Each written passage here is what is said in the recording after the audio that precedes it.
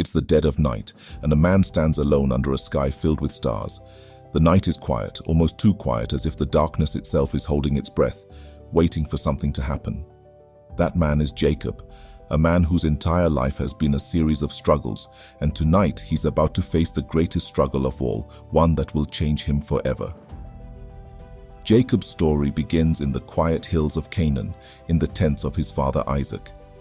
Even before his birth, Jacob's life was marked by struggle. Rebekah, his mother, felt a war raging within her womb, a violent thrashing of two children wrestling for dominance. God spoke to her, revealing that two nations were within her, and the older would serve the younger.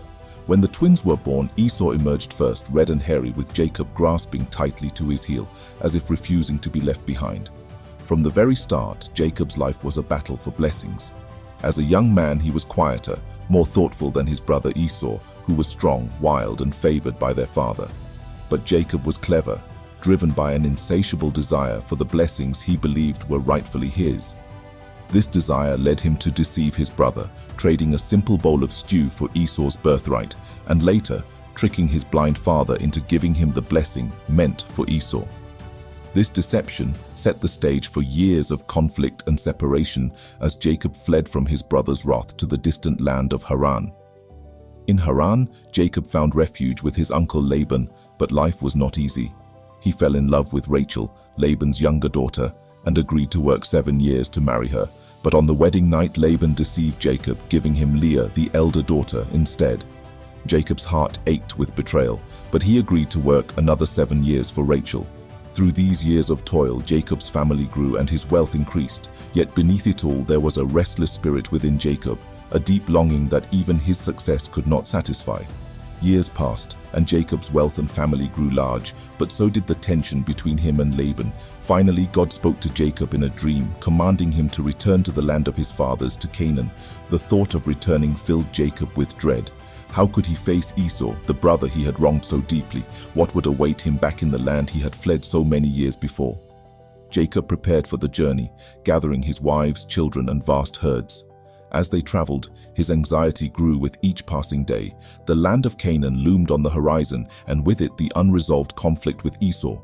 In his fear, Jacob sent messengers ahead to Esau, laden with gifts, flocks and herds in abundance, hoping to appease his brother's anger. The messengers returned with news that chilled Jacob's heart. Esau was coming to meet him, and 400 men were with him. Jacob was terrified. Was this an army of vengeance? Would Esau finally exact his revenge for the years of bitterness and loss? In desperation, Jacob divided his people and flocks into 2 groups, thinking that if Esau attacked one, the other might escape. He prayed fervently to God, reminding him of the promises made to his forefathers and pleading for protection. But despite his preparations, Jacob knew that he could not rely on his own schemes this time. The night would soon come, and with it, the unknown. As evening approached, Jacob made a critical decision. He sent his family and all his possessions across the Jabbok River, leaving himself alone on the far side. The river's waters were cold and swift, mirroring the turmoil within Jacob's heart. The air was thick with the weight of the coming encounter, and Jacob felt the isolation of the night pressing down on him. The darkness deepened, and Jacob was left alone with his thoughts. Memories flooded his mind, of Esau's anger, of his own deceit, and of the years spent running from the consequences of his actions. But there was also the memory of God's promises, the covenant made with Abraham and passed down to Isaac, and now to him. Jacob knew that his destiny was tied to these promises, but how could he claim them while his past still haunted him? Suddenly, without warning, a man appeared in the darkness. There was no sound, no prelude, just the immediate sensation of a powerful presence. Before Jacob could react, the man lunged at him, and they were locked in a fierce struggle. The encounter was abrupt and intense, as if the night itself had taken on a tangible, threatening form.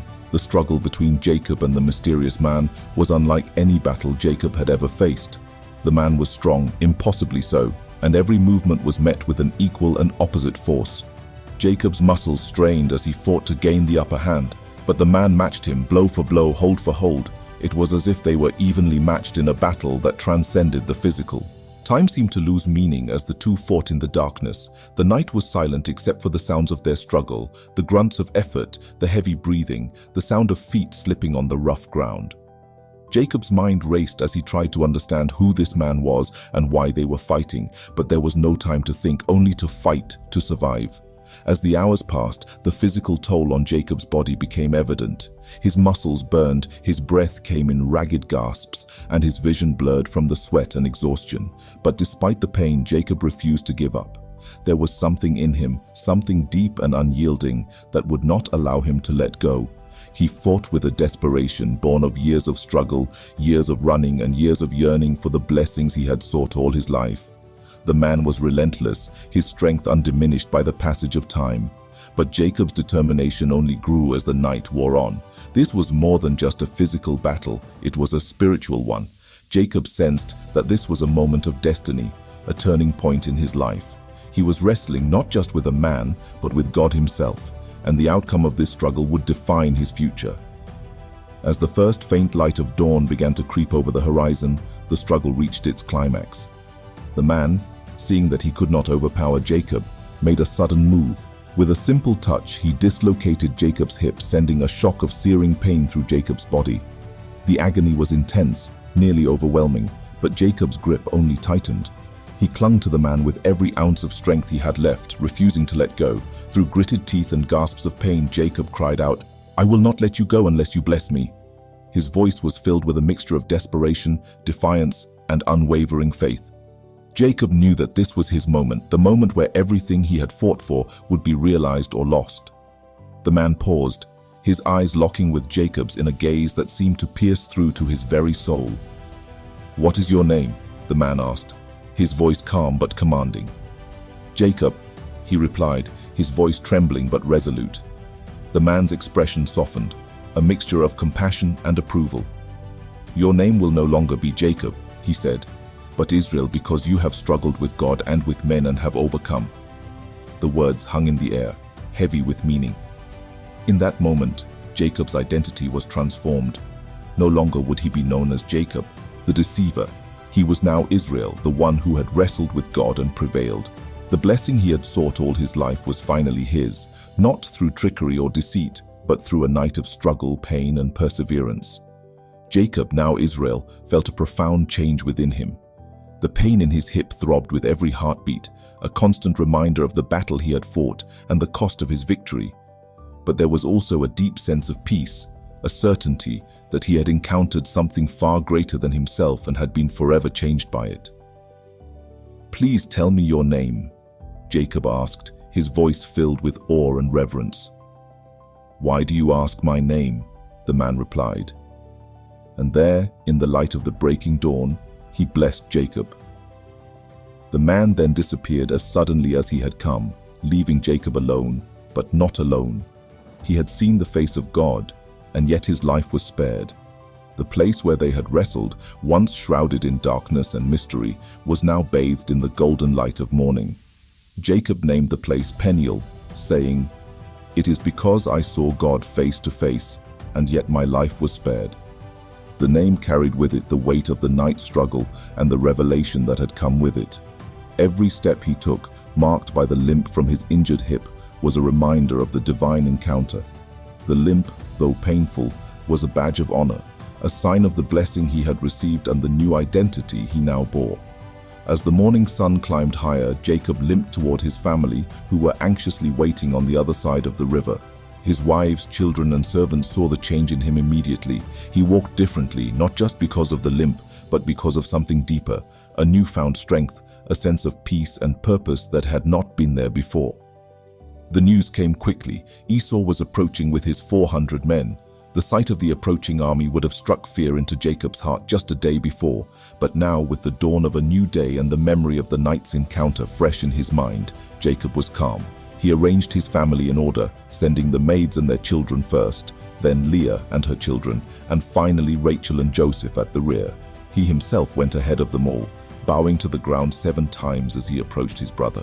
But instead of anger, Esau ran to meet Jacob, embracing him and throwing his arms around his neck. They both wept, the tears of 2 brothers long separated by strife and bitterness, now reunited in forgiveness and love. The years of hostility melted away in that moment as the brothers embraced, their hearts finally at peace. Jacob introduced his family to Esau, and the two brothers spoke of the years that had passed. Esau accepted Jacob's gifts, but more importantly, he accepted Jacob himself. The burden of guilt and fear that Jacob had carried for so long was lifted, replaced by the joy of reconciliation and the blessing of God that he had received at Peniel. With the reunion behind them, Jacob and his family continued their journey to the land of Canaan.